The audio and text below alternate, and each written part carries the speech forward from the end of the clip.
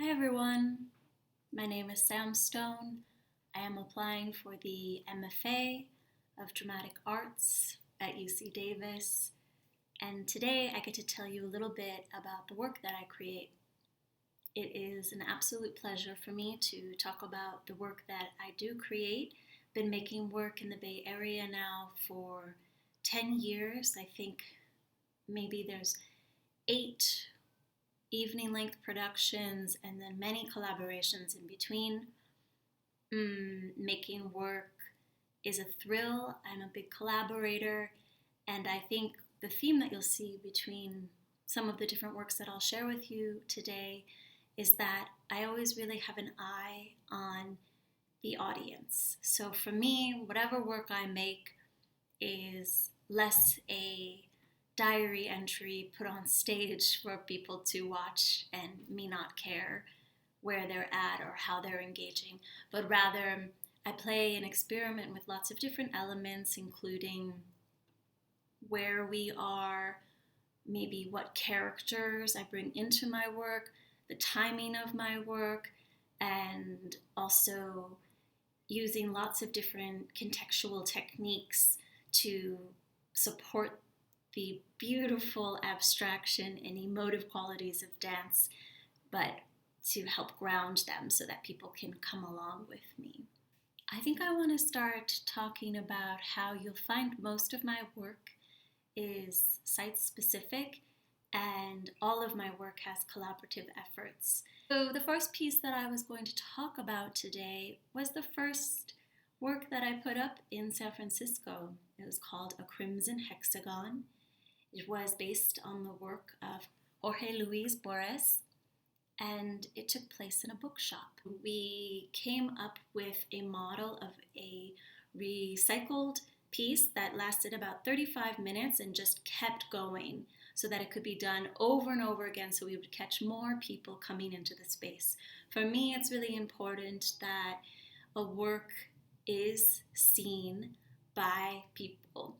So I'm always trying to figure out what is the site that's going to have the most people coming through, or what's on already existing event in which my work can be added onto the event. And I cannot talk about site-specific works without talking about Hysterical Young Woman, a favorite piece of mine. And this piece was made to be in different locations. I mean, we were in the Redwoods one night, we were at a downtown bank in San Francisco another night, and we were on a bicycle tour. There was a map and everything where each scene would be created in a different location, and the audience was on bicycle.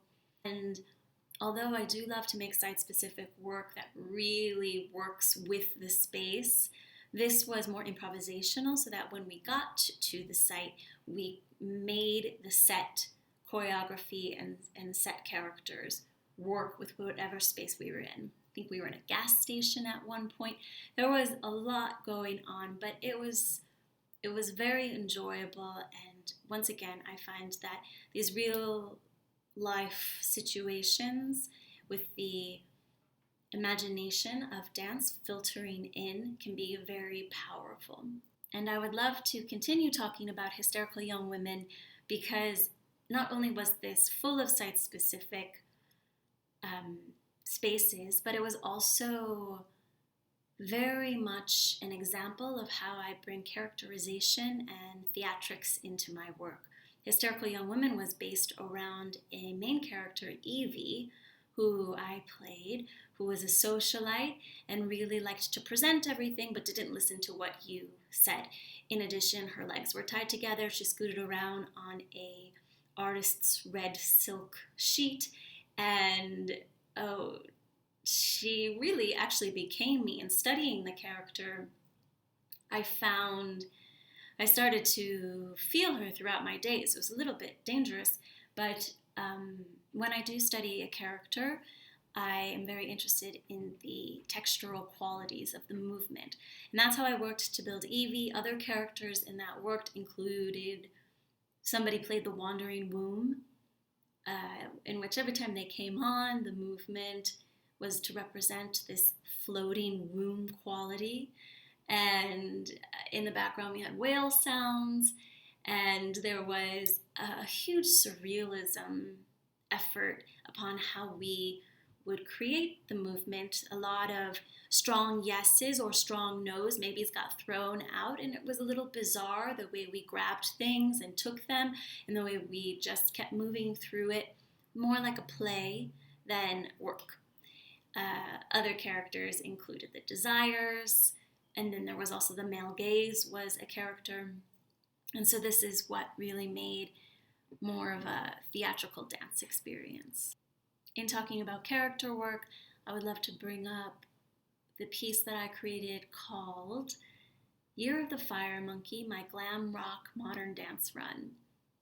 And this came out of my intrigue of how glam rock was so tempting, so, entertaining, and also had this sort of feeling of really not caring. And it was at a time, I think that the election had just passed. I think Trump had just come into office. I think some other really horrifying things had just happened. And I decided to really move into this character who just decided that they were just going to live life to the fullest and not care and just go by that lead. So Frankie's movement was really thrashed and thrown.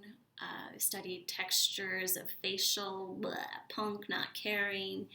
And I also really got to mix this more entertaining side that is music and glam rock with the quieter, more subtle abstractions and repetitions that I love so dearly about modern dance. And I think that they held each other really well and really engaged the audience in an interesting way. I have this very special interest about improvisation and also about timing. So I think in a couple of my other works, including Fair Slope, Not But Also, and Iconophile, you're going to see me play a lot more with subtleties and pausing. Become very interested in catching the movements that are around me. This is how I consider my improvisation practice. So I sometimes have to change the pace of my movement in order to meet the pace of what is in the room to catch. If I move too fast, I might miss it. If I don't pause enough, I might miss it. But also sometimes I really need to rush through it and chase it. So it's a study, and it can really be seen in Iconophile, which is an improvised piece within a strong structure. I'm interested in this approach to improvisation that I would call eco-based and not ego-based.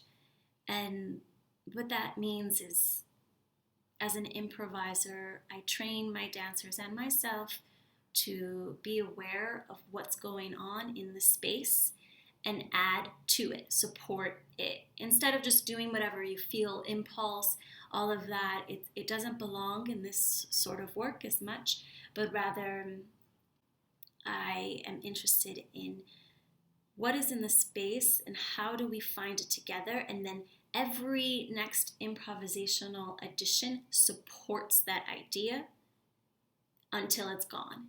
And then you find your next idea, and whatever you do is to support the idea. So ecological improvisation. And I'm still learning about it, but I'm very, very interested in what it can mean for performance, and also as an improvisational state, what it could mean for turning improvisation into choreography, because I find that it's a much more conscious state, it's a much more present state, and therefore performative. So I think that in really tracing where you are and agreeing with those around you, you're able to remember what's going on and help to answer some of this, how to move to improv into choreographic set work which is a great interest of mine. So that's me and the work that I make. If you have more questions, as you can see, I'm very into talking about the work that I make as well as talking about work that other people make, and I'm happy to answer them. Thank you.